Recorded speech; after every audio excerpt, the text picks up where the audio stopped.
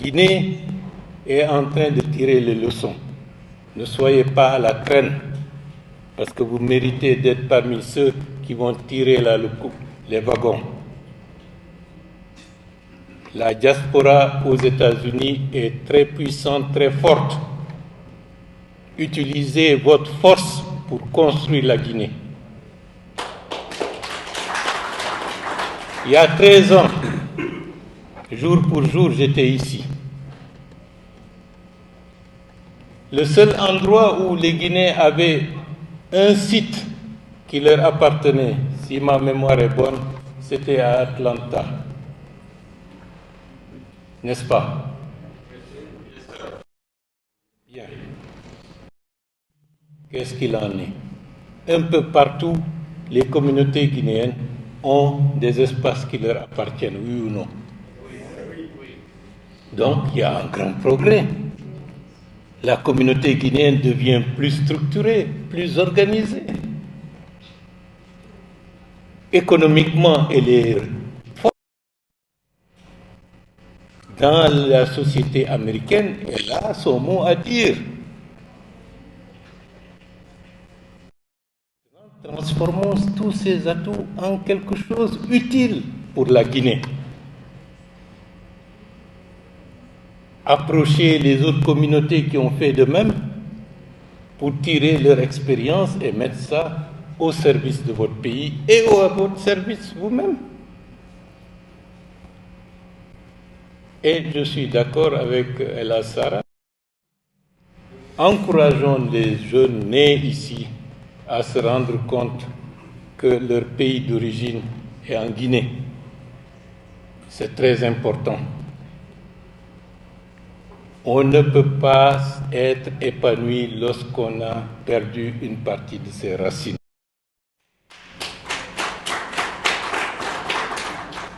Et les racines sont en Guinée. Le monde, tel qu'il évolue de telle manière que personne ne se sent tout à fait libre. Il n'est pas dans le pays où se trouvent ses racines. Je n'ai pas besoin de m'expliciter ou d'expliciter cela, vous le savez.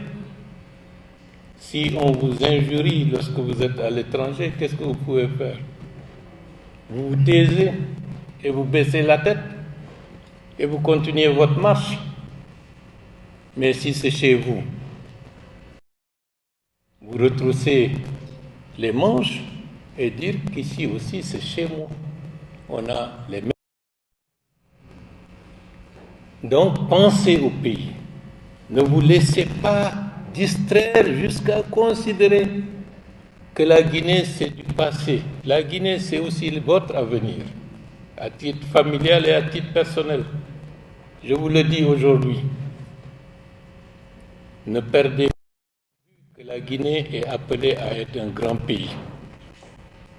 La seule chose que je peux vous dire aujourd'hui et que je dis à toute la diaspora qui m'écoute, que chacun d'entre nous apporte sa pierre pour la construction d'un grand pays qui est en marche. Je sais par exemple que certains sont séparés de leur famille depuis des décennies, puisqu'ils n'ont pas de papier, ils ne peuvent pas rentrer. L'enfant qu'ils avaient laissé, qui n'avait peut-être qu'1 an, est devenu maintenant un adulte marié avec des enfants. Je sais que c'est un drame que beaucoup de nos compatriotes vivent parce qu'ils n'ont pas de papier. Malheureusement, la situation a amené encore une nouvelle génération de migrants à la recherche d'un Eldorado qui n'existe nulle part. Des enfants parfois adolescents, 14 ans, 15 ans, qui traversent la mer, qui traversent plusieurs pays, qui échouent ici sur les territoires américains et qui apprennent à survivre. C'est un drame pour notre pays, c'est une vraie tragédie. Nous ne souhaitons pas que cette hémorragie continue. Le contexte qui a amené le 5 septembre 2021 et explique dans une large mesure beaucoup de situations que nous sommes en train de vivre. La responsabilité du gouvernement que j'ai l'honneur de présider, du général Mamadi Doumbouya, sa mission, c'est de corriger, d'asseoir une société plus apaisée, plus réconciliée et qui sera en mesure de permettre à tous ces enfants, partout où ils sont, de vivre heureux et fiers d'être Guinéens.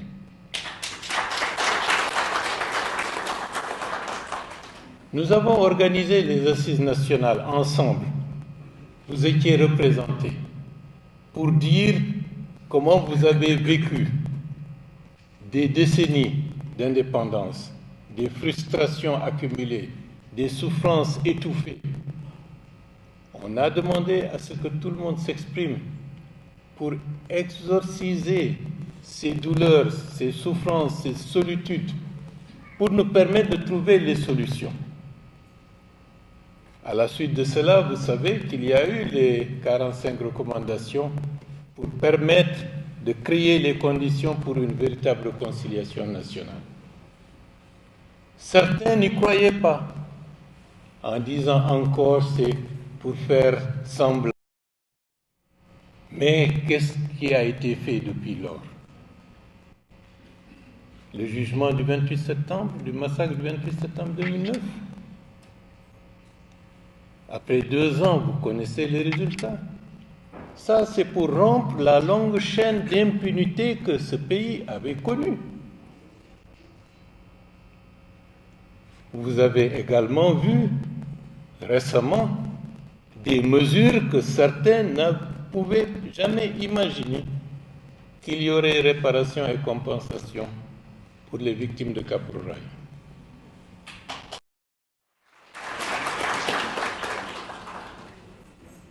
La position politique que la Guinée a aujourd'hui, c'est une politique de rassemblement, aussi bien à l'intérieur qu'à l'extérieur.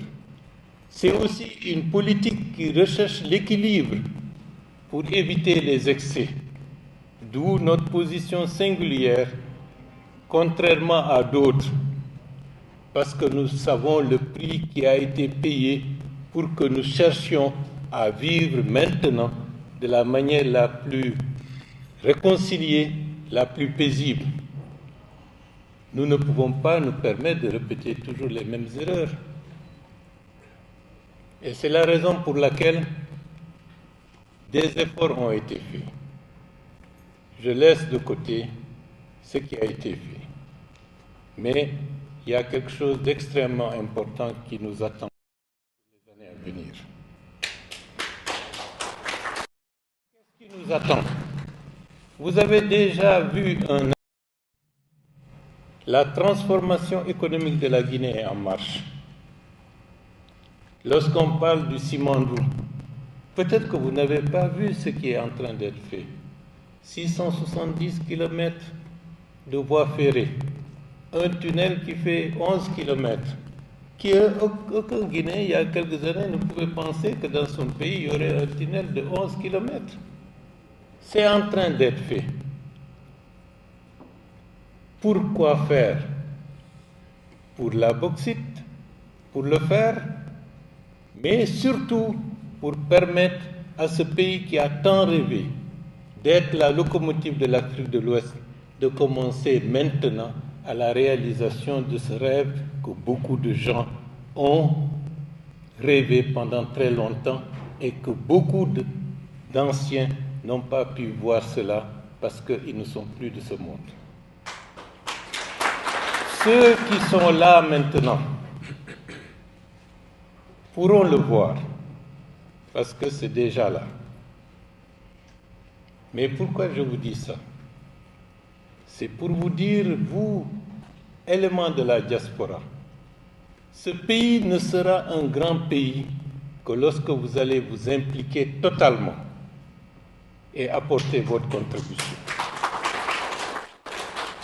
Vous êtes en train d'apporter votre contribution parce que la plupart des familles qui sont à l'intérieur du pays, en Guinée, vivent grâce à ce que vous êtes en train d'envoyer. Mais c'est bien, mais ce n'est pas suffisant. Nous avons besoin de votre savoir-faire. Nous avons besoin de vos capitaux. Venant de Côte d'Ivoire, du Sénégal et d'ailleurs, travailler alors que les Guinéens sont en train de souffrir à l'étranger. C'est un appel à une prise de conscience du nouveau monde qui arrive. Ce nouveau monde, comme l'a dit le grand frère Bassara, c'est pour les enfants, pour les jeunes. Amenez-les à prendre conscience qu'ils ne seront jamais tout à fait épanouis que dans le pays de leurs parents, c'est-à-dire en Guinée. Amenez-les à étudier, comme le font les Asiatiques ici. Plus de temps à étudier que de faire autre chose. Nous avons besoin de cerveau, nous avons besoin de gens qui se donnent. Et il y a de la place pour tout le monde. Le début est difficile parce que les habitudes sont tenaces. Mais il ne faut jamais se décourager. La Guinée est votre pays. Personne ne peut vous dire que vous n'avez pas de droit dans votre propre pays. C'est à vous d'assumer votre responsabilité. Même dans votre village où vous avez vos terres, vos ancêtres, si vous êtes absent pendant très longtemps, le retour parfois n'est pas aisé. Parce qu'il y a des chocs de culture, des chocs d'habitude. Mais lorsque j'ai vu la fille de Ella Sorikandia Kouyaté, il y a une belle chanson. Il y a une belle chanson.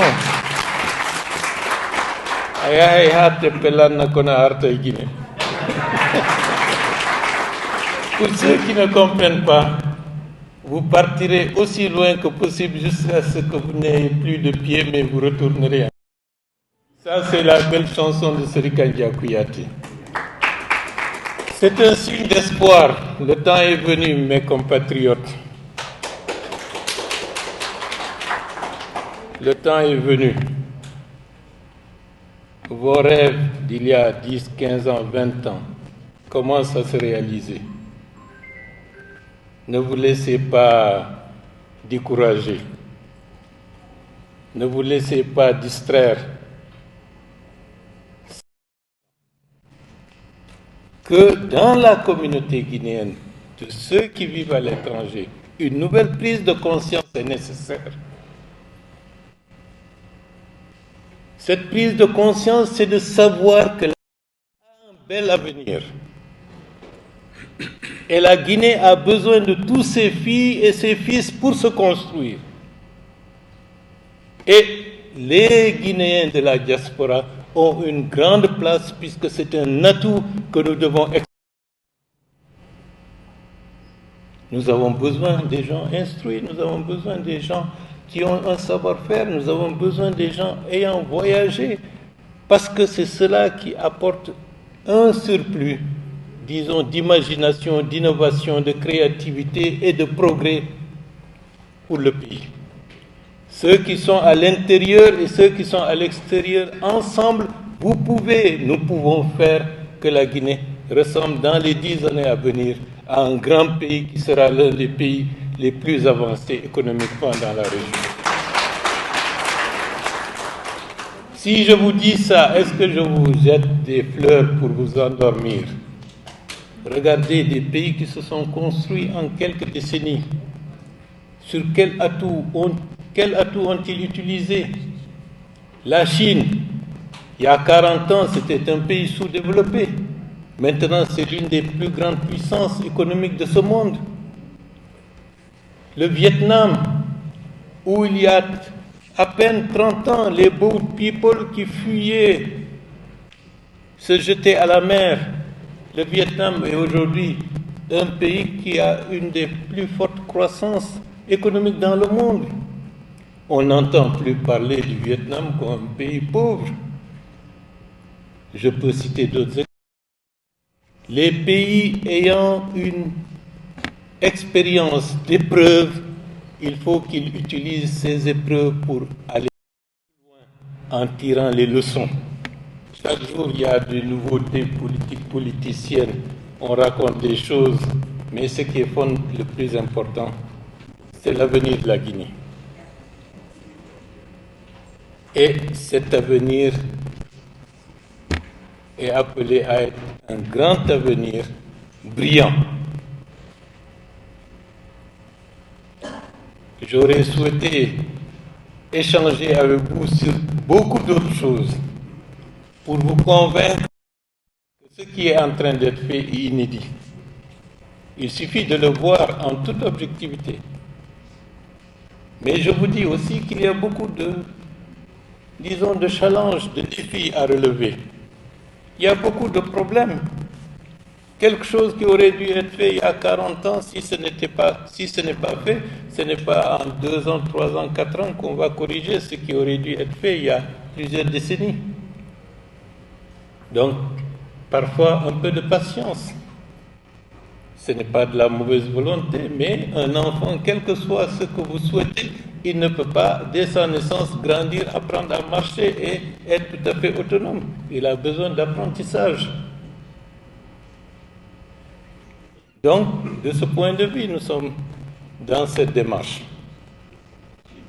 Les changements de la société, il y a ça, il y a des problèmes. Même Dieu, le Tout-Puissant, le Créateur, par rapport à sa propre créature, rencontre des problèmes, des contradictions entre le bien et le mal. Ce n'est pas nous, à l'échelle où nous sommes, qui ne vont pas rencontrer des difficultés pour changer une société qui est restée longtemps engluée dans un climat de violence et de mépris vis-à-vis des uns vers les autres. C'est un processus d'éducation, de transformation, qui nécessite pédagogie, qui nécessite patience, qui nécessite altruisme, qui nécessite don de soi. Et je vous dis, personne ne pourra changer cela si chacun d'entre nous ne fait un effort pour changer. Nous sommes tenus de changer. Les autres avancent. Regardez, le Sénégal qui lance un satellite. Ailleurs, ils font des choses extraordinaires. Nous ne sommes pas appelés à être toujours en retard. Nous avons besoin de vous tous. Nous avons besoin de votre engagement. Pas pour une politique, pas pour quelqu'un, mais pour vous-même et pour la Guinée. Si c'est pour vous-même et pour la Guinée, on sera toujours, en ce qui me concerne, nous serons toujours d'accord. J'ai beaucoup de choses à vous dire parce que lorsque je vois certaines figures, je sais le chemin que nous avons parcouru. Mais on compte sur vous. Merci.